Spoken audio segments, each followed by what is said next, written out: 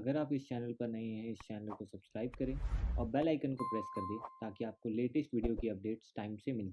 Hello everyone, welcome to our YouTube channel recording physical education.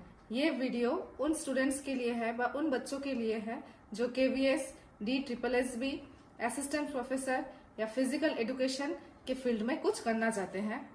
जैसा कि आप सब लोग जानते हैं कि इस फील्ड में, फिजिकल एजुकेशन के फील्ड में कोई ऐसा मेंटर नहीं है जो आपको सही ट्रैक दिखा सके व सही एग्जाम्स क्लियर कर सके। तो आज मैं एक ऐसे पर्सनैलिटी से मिलाना चाहती हूँ व आप लोग को सबके सामने लेके आना चाहती हूँ जो आपको इस फील्ड के बारे में कुछ बता सके और अपना एक्सपीरियंस शेयर कर सके।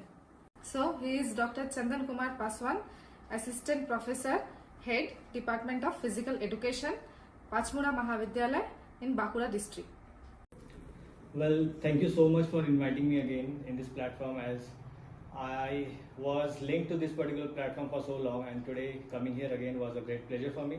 So thank you so much for inviting me, and can't wait to start this session. I hope this will be very beneficial for our viewers as well. So let's start. So viewers, हम लोग start करते हैं। तो आज का पहला question है आपका कि आपने अपना स्कूलिंग देन हायर एजुकेशन कैसे कंप्लीट किया। आप थोड़ा एक्सपीरियंस शेयर करिए।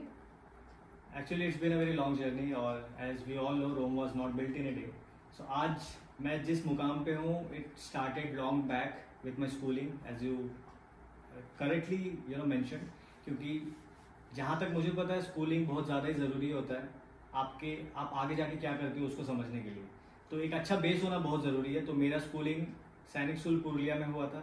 उसके बाद I have also studied in Arunachal Pradesh, Itanagar, the capital of the state, and after that I opted to join physical education, जिसके लिए मैंने LNIP ग्वालियर ज्वाइन किया, और वहाँ से मैंने अपना ग्रेजुएशन यानी BPEd, MPEd और PhD मैंने वहीं से कंप्लीट किया।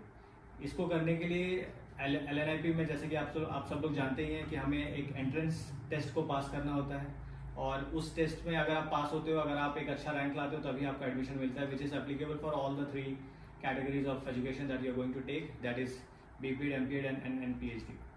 सो yeah this is it that and quality education बहुत ज़्यादा ज़रूरी होता है आप आगे जाके क्या करोगे उसको जानने के लिए, उसको समझने के लिए, क्योंकि इस स्टेज में आके लोग ये समझना नहीं चाहते हैं कि वो सोचते हैं कि अब कैसे शुरू करें, बट शुरुआत बहुत पहले हो चुका होता है जब आप एजुकेशन लेना शुरू करते हो। तो आप तो ये सिलेक्ट हो गए थे इंजीनियरिंग में, देन आप BSc का भी एग्जाम्स में आप क्रैक किए थे, तो आपने यही क्यों फील्ड चुना फिजिकल एजुकेशन का? एक्चुअली कंपटीशन जो था वो पहले से ही था, हर लाइन में है और हर लाइन में रहेगा। जैसे कि आपने अपना होमवर्क बहुत अच्छे से किया है। I also clear AEEE after passing out from class 12, and मेरा सिलेक्शन BSc B.Ed, जो कि एक इंटीग्रेटेड कोर्स था, regional institute of education RI, which is one of the top most colleges in India if you want to go for BSc in any of the streams. तो वहाँ भी selection हुआ था, but मेरा पहले से ये था कि I was always interested in this field, और मेरा बहुत पहले से रुझान था फिजिकल एजुकेशन के लिए। ऐसा नहीं था कि दूसरे स्ट्रीम्स में नहीं था, बट इसमें कुछ ज़्यादा ही था, और ये एक ऐसा फील्ड था जो कि बहुत चैलेंजिंग था, क्योंकि बहुत सारे मिसकंसेप्शंस हैं फिजिकल एजुकेशन को लेके, और अभी भी हैं, तब तो और भी ज़्यादा थे कि फिजिकल एजुकेशन जो लेता है वो they are good for nothing, वो कुछ कर नहीं पाएंगे, नौकरी क्या क्या मिलेगा इस फील्ड में ये लोगों को पता नहीं था। But to be very honest, I took it as a challenge. मैं इस फील्ड में अच्छा करना चाहता था, इस फील्ड में मैं अपना एक नाम बनाना चाहता था। I wanted to do good for this profession as well, so इसलिए मैंने ये फील्ड चूज़ किया, और या that was the only reason. आप इन एग्जाम्स को क्लियर करने के लिए क्या क्या प्रिपरेशंस दिए हैं, थोड़ा शेयर करिए। देखिए, जैसा कि मैंने आपको बोला, एग्जाम्स का प्रिपरेशन एग्जाम से पहले स्टार्ट नहीं होता। ये आपका इनिशियल फेज जो होता है, आप जब एजुकेशन लेना स्टार्ट करते हो ना, तब से स्टार्ट हो जाता है, क्योंकि आप एक दिन में इतना कुछ नहीं सीख पाओगे, या फिर 6 महीने में इतना कुछ नहीं सीख पाओगे जो आपका होल पर्सनालिटी को चेंज करेगा related to that particular exam. आपका बेसिक्स क्लियर होना बहुत ज़्यादा ज़रूरी हो जाता है, एंड आपको ये हमेशा याद रखना होता है कि सिर्फ एक कॉम्पिटिटिव एग्जाम का बुक पढ़ के ना कोई कॉम्पिटिटिव एग्जाम क्लियर नहीं कर सकता। तो आपको उस पर्टिकुलर टॉपिक, आप किसी भी एग्जाम अगर आप क्लियर करना चाहते हो, तो सिलेबस उठाइए, सिलेबस से टॉपिक्स उठाइए और उस पर्टिकुलर टॉपिक से रिलेटेड जितने बुक्स आप पढ़ सको आप उससे बुक्स पढ़िए, क्योंकि उससे आपका कॉन्सेप्ट क्लियर होगा। क्योंकि बहुत सारे एग्जाम्स होते हैं जिसमें क्या होता है, आपको एक स्पेसिफिक बुक आपका मार्केट में अवेलेबल है, बहुत सारे ऑथर्स के अवेलेबल है, जिसमें आपको एक प्रिसाइसली आपको कुछ कुछ पार्ट सब वो लोग क्या करते हैं मिक्स करके दे देते हैं और बोलते हैं कि इसको आप पढ़ लो आपका क्लियर हो जाएगा। बट ऐसा नहीं होता। आपको एग्जाम क्लियर करने का एक ही मंत्र, एक ही फंडा है। अगर आपको एग्जाम्स क्लियर करने beat KVS, beat DSSB, beat MPED, BPED और PhD एंट्रेंस एग्जाम्स, आपको सिलेबस उठाइए, एक एक टॉपिक को पकड़िए, उसको अच्छे से उसको पढ़िए, जितने बुक्स आप उस टॉपिक से रिलेटेड पढ़ सकते हो आप क्लियर कीजिए। नोट्स बनाइए, हैंड रिटन नोट्स, क्योंकि आप जब इतने सारे बुक्स अगर आप रेफर करते हो तो आपको लास्ट में जब आप रिवाइज करोगे तो आपको बहुत प्रॉब्लम होगा। तो साथ साथ आप नोट्स बनाते जाइए और एग्जाम से पहले उसी को रिवाइज कीजिए। It will help you a lot. शायद आपने DSSB ज्वाइन नहीं किया, लेकिन आपने KVS ज्वाइन किया है, तो आपने KVS क्यों ज्वाइन किया, इसका कुछ एक्सपीरियंस मेरे साथ बताइए। एक्चुअली जब मैं PhD कर रहा था तो KVS तो मैंने मास्टर डिग्री में क्लियर किया था, लेकिन मुझे आगे मेरा ये क्लियर था कि मैं अभी ज्वाइन नहीं करूँगा, क्योंकि I wanted to go for PhD, जो कि मैंने पहले से ठान रखा था, इसलिए मैंने तब KVS ज्वाइन नहीं किया। और DSSB जब मैं PhD कर रहा था, I was about to submit my PhD, तब मैंने DSSB और KVS दोनों एक साथ ही निकाले थे। लेकिन DSSB ना ज्वाइन करने के पीछे ऐसा कोई रीज़न नहीं था, बट KVS का रिजल्ट पहले निकल गया था और वो मेरा पहला जॉब था, तो मैं उसको मिस नहीं करना चाहता था। और KVS एक ऐसा जॉब है जो कि सेंट्रल गवर्नमेंट जॉब है, और उसमें आप ऑल ओवर इंडिया घूम सकोगे, पैन इंडिया आपका कवरेज रहेगा as a teacher. But DSSB में आप दिल्ली के अंदर ही रहोगे, तो वो एक बेसिक रीजन था कि मैंने KVS को चूज किया अदर देन DSSB। ओके, तो आप तो KVS में थे, तो आप KVS कहाँ पे थे और वहाँ पे आपने कितने साल थे आप वहाँ पे, एंड वहाँ का कुछ एक्सपीरियंस आप शेयर करिए। एक्चुअली मेरा KV का जर्नी ना के बराबर ही था। मैंने जब KVS ज्वाइन किया तब मेरा PhD चल रहा था, और मुझे जो पोस्टिंग मिला था वो था KV ढेंकानाल, जो कि ईस्टर्न रीजन ऑफ इंडिया में आता है और ये उड़ीसा के स्टेट में है, और वहाँ मैंने ज्वाइन किया। और मेरा जो एक्सपीरियंस था KVS का वो कुछ मंथ्स का ही था, एक साल का भी नहीं था। मैं अगर टू बी वेरी स्पेसिफिक, मैंने कुछ महीने ही वहाँ पे जॉब किए। समर ब्रेक से जस्ट पहले मैंने ज्वाइन किया था, and due to extreme heat वहाँ पे क्लासेस उसके बाद बंद हो चुके थे।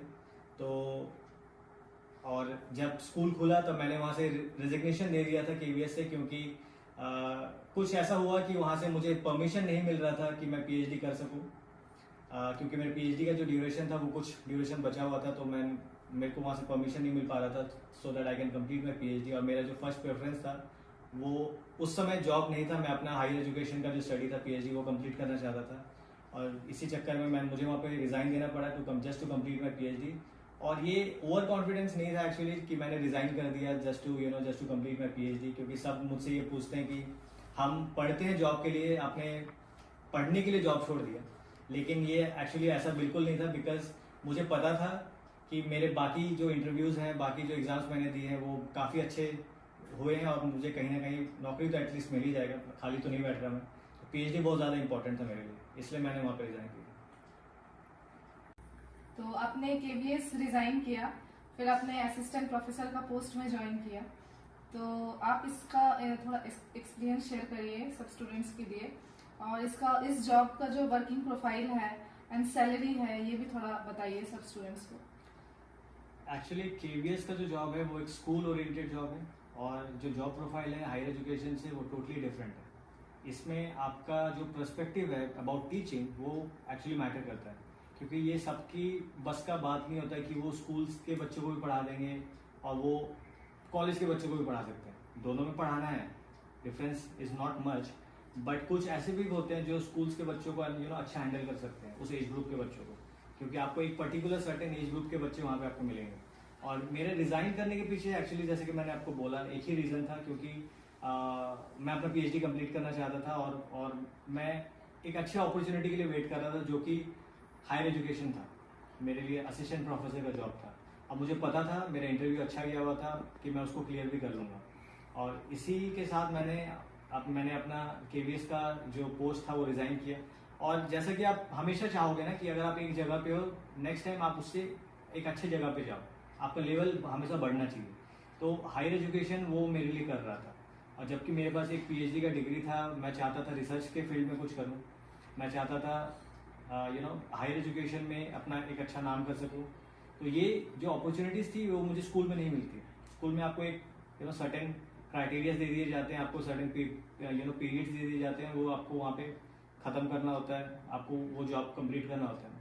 और जैसे कि आपने सैलरी के बारे में पूछा, सैलरी जो है KVS में ख़राब है ये नहीं बोलूँगा, बट वहाँ की जैसे मेरी स्टार्टिंग सैलरी थी तब 2018 की बात कर रहा हूँ मैं, 2018-19 की, तो 52,000 के करीब मुझे इन हैंड मिलता था। लेकिन कॉलेज में हायर एजुकेशन में अगर आप ज्वाइन करते हो एज एन असिस्टेंट प्रोफेसर, तो सेंट्रल गवर्नमेंट में, तो आपका स्टार्टिंग सैलरी का जो पैकेज होता है मंथली, वो आपके 1 लाख से प्लस 1 लाख प्लस आपका सब कुछ मिला के आपका स्टार्ट हो जाता है। और प्लस यहाँ पे जो सबसे बड़ा सैलरी की अगर मैं बात करूँ तो जो पे पैकेज होता है ना, आपका ईच प्रमोशन वो अच्छा जंप मारता है, आपका जो स्केल जो होता है ना वो काफ़ी जंप मारता है। तो वो डिफरेंस आपको स्कूल में काफ़ी ज़्यादा देखने को मिलेगा। भले ही आप हो सकता है कि स्टार्टिंग जब आप करोगे डिफरेंसेस ज़्यादा ना हो, लेकिन जब यहाँ पे आपको प्रमोशन मिलेगा हायर एजुकेशन में, वो काफ़ी ज़्यादा आपको एक बूस्ट देगा आपके सैलरी स्ट्रक्चर को, जो कि स्कूल में नहीं होता। यही एक रीज़न था। सर फिर आप अपना थोड़ा ये एडवाइस बोलिए स्टूडेंट्स लोग के लिए कि क्या करना है आगे चल के। हाँ, तो आप बताइए, जैसे आपने इतना कुछ जर्नी कंप्लीट किया है, तो आप स्टूडेंट्स लोग को भी वैसे ही कुछ बोलिए। स्टूडेंट्स के लिए मेरा एक ही एडवाइस था पहले भी और आज भी मैं वही बोलता हूँ कि डोंट स्टॉप ट्राइंग। आपको खुद को पॉलिश करना होगा हर एक जगह से, आपको खुद को और बेहतर बनाना होगा हर एक जगह। पढ़ना कभी मत छोड़िए। Don't ever stop yourself to when it comes to knowing new things.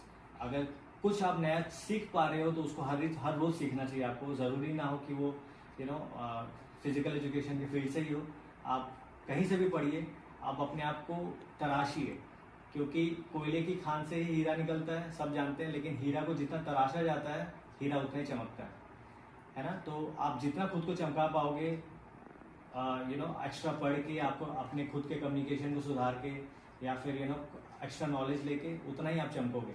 तो ये अभी आपका काम है, खुद को चमकाना। और जितना आप चमकोगे दूसरों से, उतना ही आप अलग दिखोगे, तभी आपको लेगा कोई भी हायर करेगा। तो यही मेरा एडवाइस रहेगा, don't stop learning and don't stop trying.